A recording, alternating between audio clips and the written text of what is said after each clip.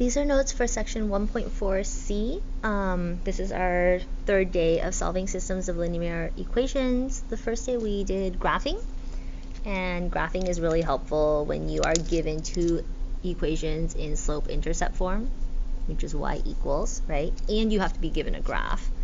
The previous day we did substitution, where you want either one equation with x equals or y equals, and then we substitute in. And today we're going to talk about what happens when we don't have an isolated variable at all, right? And so we're going to learn something called the elimination method. And so when we eliminate something, we cancel something out completely.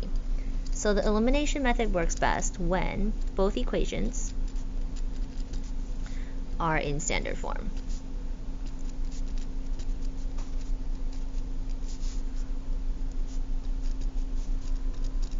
Which is ax plus by equals c. Okay, so both equations have to be in this format. So if you take a look at example 1, we have x's, y's, an equal sign, and then c, x's, y's, an equal sign, and then c. If you're not given standard form, you have to move things around, right? So if I had flipped the x and y's, you could flip them back. At this point, your goal is to cancel out or eliminate one of the variables, and this can only happen when you have a positive and a negative of the same coefficient, which is the number in front. Okay, sometimes you have to multiply the equation to change it, but other times when you're given, say, this one, you can see that we have positive 3y and negative 3y, and if we have positive 3 plus negative 3, that's 0. Now, don't think of it as like adding or subtracting. We are combining like terms, which means add or subtract depending on the signs. So if this is positive 4 and this is negative 5, then I add them together, right? So positive 4 plus negative 5 is negative 1x. And then we're going to combine up and down here. So 5 plus negative 4, or 5 minus 4, is 1. So at this point, you do whatever you need to solve for x. And I get x equals negative 1. So hopefully you remember that we need an ordered pair, right? So we need an x and a y. So I have negative 1 for x. I'm going to plug in my variable or my solution to either equation.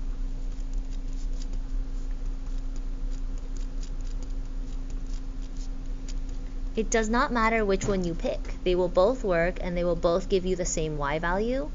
So suggestions for me is I like to pick positive numbers and small numbers. So I'm going to use 4x plus 3y equals 5, and I'm going to plug in x for negative 1.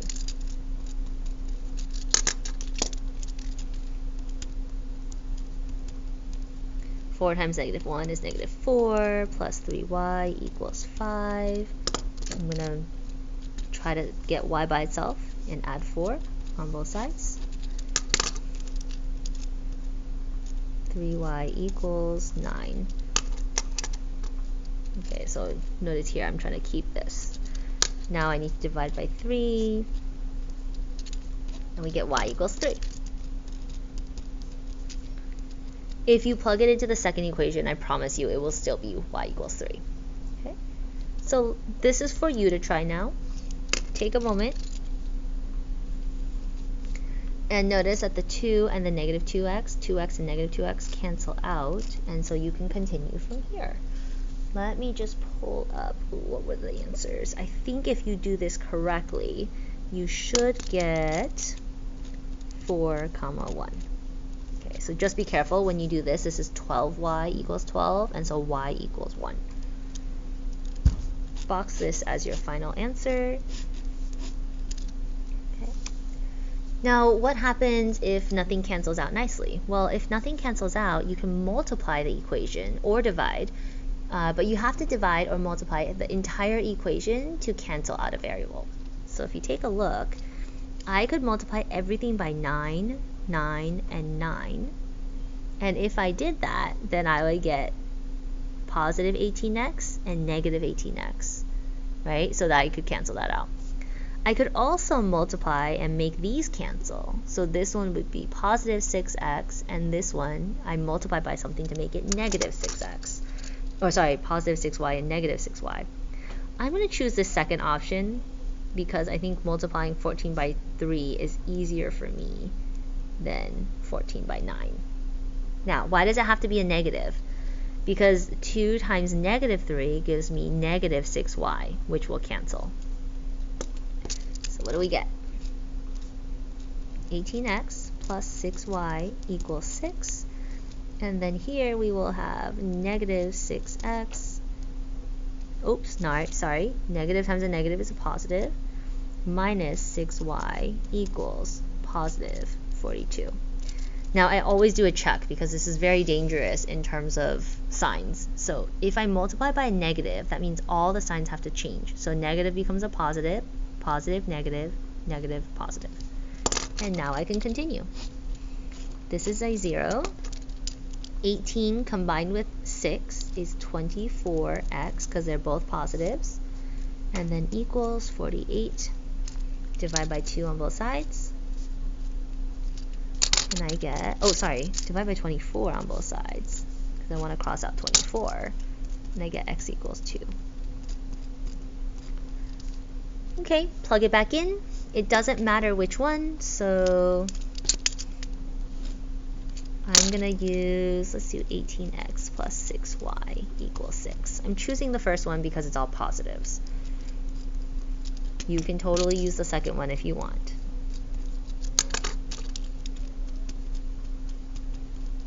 Okay. 18 times 2 is 36, plus 6y equals 6. And then I'm going to subtract 36 on both sides. We have 6y equals negative 30. Now, if you're making mistakes on your signs as I'm doing notes, please, please, please use a calculator as you do your homework. Y equals negative 5. Okay. So this is like pretty straightforward. Number 2, what happens is that there's a fraction answer. So I do want to go over how do you do fractions because I don't want you to be scared of fractions. So hopefully you recognize that the y's are very similar, and it's a 1 right now, so I'm going to multiply by 2, 2, 2. Okay, that gives me, let's see, 3x plus 2y equals 2, and then 4x minus 2y equals 10. And I know that I didn't need to multiply by negative because this is already the correct sign. I only need to change the signs and multiply by a negative. In this case, my positive 2y and negative 2y cancel. I have 7x equal to 12. Divide by 7 on both sides. And we get x equals 12 over 7. Do not panic. Even if you get a fraction, you can absolutely plug your fraction back in, right? Like you know how to do that. So let's do the first equation. And instead of x, I'm going to replace that with 12 divided by 7, or 12 over 7. Now if I read this out, a parentheses is just multiplication. So it's 3 times 12 divided by 7. 3 times 12 is 36 divided by 7. It's a decimal, so I'll leave it like that. Okay. And since I divided by 7 here, one thing I could do to get rid of a division problem is multiply everything. And if I multiply everything by 7, it's the same equation, just 7 times bigger. But it's still the same picture. So think of it like an equation as like a picture, but you've stretched it 7 times bigger. You have to stretch up and down, right and left, side to side, right? Like you have to do everything to keep the picture the same. And now you have an equation that you can absolutely solve. This is positive 36, so I'm going to subtract 36. 14y equals negative 22, and then divide by 14. Now here we can simplify. I know that even numbers can be divided by 2, So I get y equals negative 11 over 7. Is that correct? Yes. So my final answer is 12 over 7, comma, negative 11 over 7. Okay, let's flip the page and keep going. It's the same type of problem, but notice that now there's no way to multiply only one equation to get the numbers to be the same coefficient but opposite signs. Now we have to multiply both equations. So how do you know which variable to get rid of? Well, it doesn't matter. You can do whatever you want. I like to get rid of the smaller coefficient.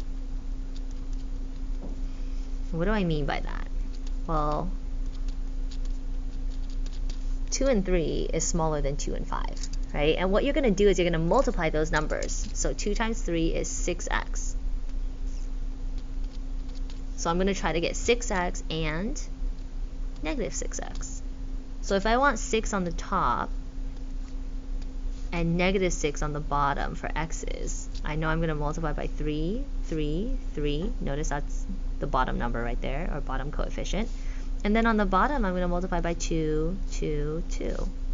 My signs are not correct. So all I have to do then is multiply by a negative. Okay, so notice I only change to a negative if my signs are not going to be helpful, because I need one negative, one positive.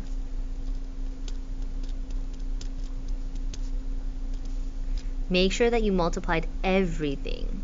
Okay, and another thing, I'm noticing that some of your guys' negatives are a little bit small.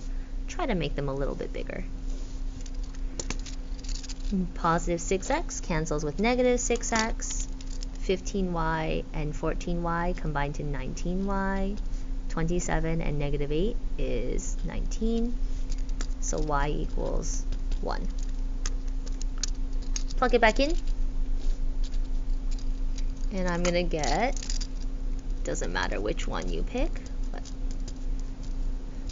2x. Now be careful. Make sure you plug it in for y, not for x. That's a common mistake that people make.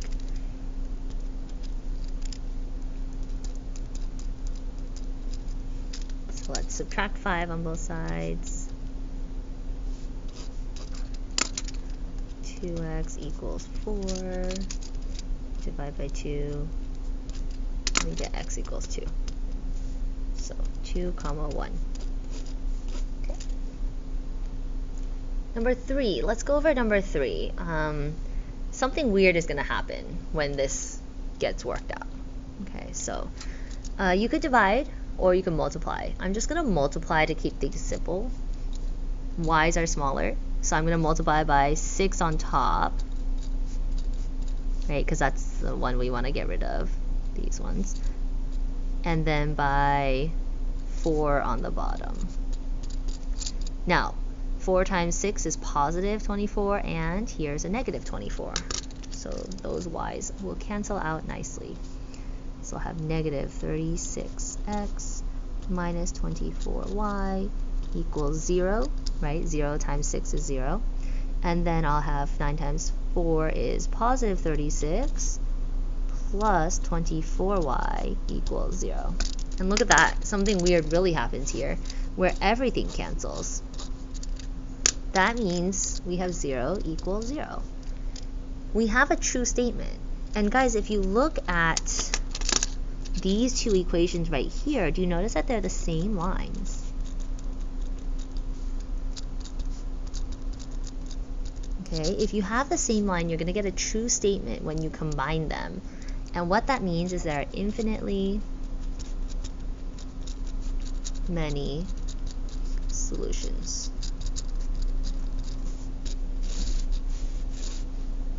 If you get a false, if false, like if I got like 10 equals 0, then there's no solution.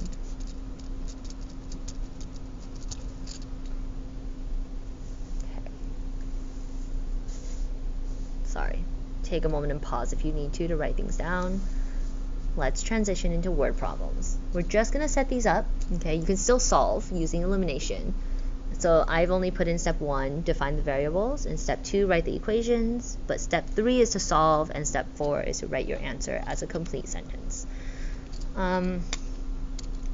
So here, the first thing you want to do, and the first thing that makes word problems difficult, is that you don't know always what it's asking for. So we're talking about 2 things here. I buy markers and color pencils for a certain total from a Walmart, and then markers and pencils from a Union City Walmart. So assuming the prices are the same, right? Because it's the same store. And then the question is asking, how much does a set of colored pencils cost? So we have variables. We know that for systems of equations, we're going to have 2 variables, x and y. And x is not markers and y is not color pencils, because it's like, what are we asking about the color pencils or markers, right? We want to know how much they cost. So we're going to write how much for both. And then from there, we are going to say how much a set of markers costs. Because that's the first thing we're talking about. And how much a set of colored pencils cost. That's the other thing. So the equations are actually pretty straightforward. You're going to write 2 equations because we have 2 variables. It's almost like you can write 2 sentences, right? So if you look at the first sentence, there's a Hayward Walmart, and then there's a Union City Walmart. So when you're writing equations in standard form, something x plus something y equals something, the number that it equals on the right side is your total. So if you take a look, we spend a total of $76 and $53. Those are our 2 totals for 2 different scenarios. And in the first scenario, I buy 33 sets of markers. And so markers is x, right? So if I do 33 times how much it costs, then I would do 10 sets of color pencils times the cost will give me my total cost. So my next equation will be 14 markers plus 25 colored pencils. And you guys can solve this now by multiplying by 25 to the top and like -10 to the bottom equation. Keep in mind, if I'm asking how much something costs, it's always going to be a positive number, right? Like you can't have a negative cost. Just a quick tip. Example 5 is very, very similar. We're going to define our variables first. We have a 100-point test with 20 questions. The multiple choice questions are worth 3 points each. Short response are worth 8 points each. How many multiple choice questions and short response questions are there on the test? Well, our variables, go look at that question mark, right? How many? So the first one is how many multiple choice questions. And y is how many, notice it starts off the same way, short response. Okay, questions. So let's get our totals going. In this problem, we have 2 totals. 100-point test total. Okay. I know that 20 is probably also another total, but if you didn't know that, we know 3 is not a total and 8 is not a total. But those all have points. So it'd probably be really useful to go 3 points times multiple choice, right? That's x, plus 8 points times y. So we have points, points, and points. Well, the other equation has a total of 20 questions, and we have no more numbers. Please do not go adding in your own numbers. Do not repeat the same numbers twice. What happens now is you have no numbers, so it's just x plus y. And we can check that this makes sense because it's asking multiple choice questions plus short response questions equals 20 questions. Okay, notice it's questions plus questions equals questions. And we're done. You can put in ones if that helps you solve, but that's it.